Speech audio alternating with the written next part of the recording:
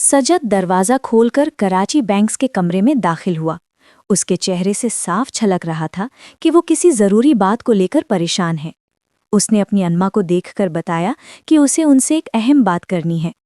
अम्मा ने उसकी तरफ देखते हुए पूछा कि आखिर क्या बात है। सजद कुछ पल रुका, फिर उसने जिक्र किया कि क्या वो बशीर अंकल के पास गई थीं। अम्मा ने साफ जवाब दिया कि वो वहां नहीं गईं और हैरानी से पूछा कि क्या कोई खास वजह है। सजद ने बताया कि मामला एक इंक्वायरी से जुड़ा हुआ है। ये सुनकर अम्मा ने याद दिलाया कि सजद तो आज शाम से लगातार क्लिनिक के बारे में बात कर रहा था।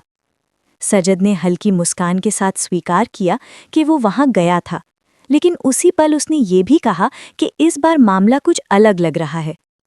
वक्त बीतने के साथ 2 हफ्तों के अंदर शकील को भी एक अजीब सा एहसास होने लगा था, एक ऐसी बेचैनी जिसकी कोई साफ वजह समझ में नहीं आ रही थी। अम्मा ने फिक्रमंद होकर पूछा कि क्या कोई परेशानी है। सजद ने बताया कि पिछले काफी समय से उसके दिल में एक बहुत बुरी फीलिंग बैठी हुई है। ये कहते हुए उसने गहरी सांस ली, जैसे अपने डर को शब्दों में ढालना आसान ना हो। अम्मा ने सवाल किया कि वो कैसी फीलिंग है। सजद ने समझाने की कोशिश की कि उसे लगने लगा है कि ये मामला उतना सीधा नहीं है जितना दिखाई दे रहा है। ये कहते कहते वो अचानक चुप हो गया। आज जो बात मामूली सी परेशानी लग रही थी, वो असल में उतनी साधारण नहीं थी।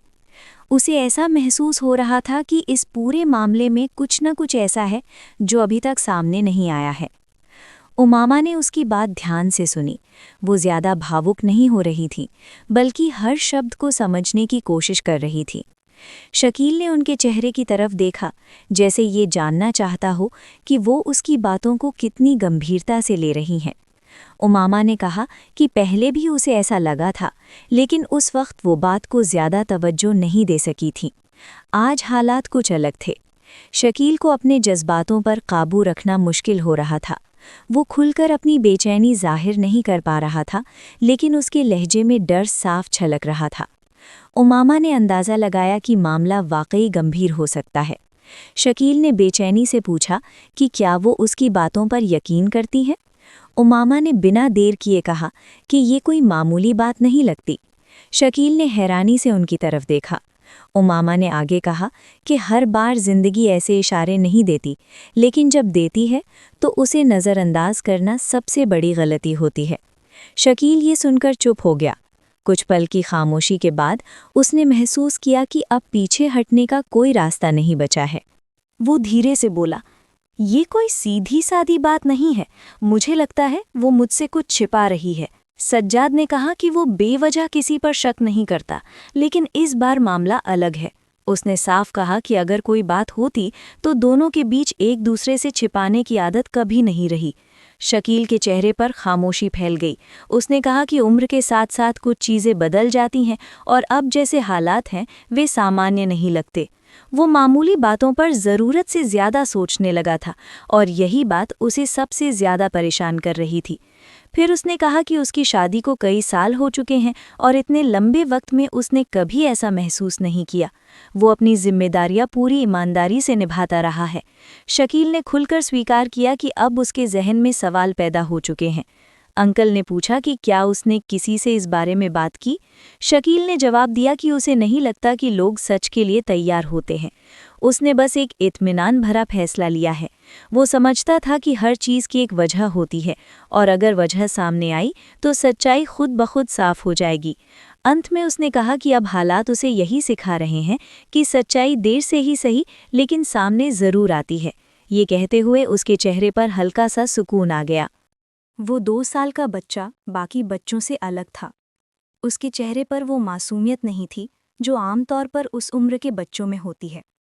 वो एक ही जगह काफ़ी देर तक खड़ा रह सकता था, बिना कुछ कहे, बिना रोए। उसकी आंखें अक्सर किसी अनदेखी चीज़ का पीछा करती रहती थीं। वो दीवारों को घूरता, छत की तरफ देखता और कभी-कभी अचानक चुप हो जाता, जैसे उसे कुछ दिखाई दे रहा हो जो औरों को नहीं दिखता। एक दिन जब घर में सन्नाटा था, वो कमरे के बीच खड़ा था। अचानक एक तेज़ सीटी जैसी आवाज़ हवा में गूंज उठी। वो आवाज़ बहुत अजीब थी, सामान्य नहीं। उसने घबराकर चारों तरफ देखा। कमरे में कोई मौजूद नहीं था, लेकिन फिर भी वो आवाज़ दोबारा सुनाई दी। इस बार जरा और करीब से। उसके चेहरे पर बेचैनी उभर आई।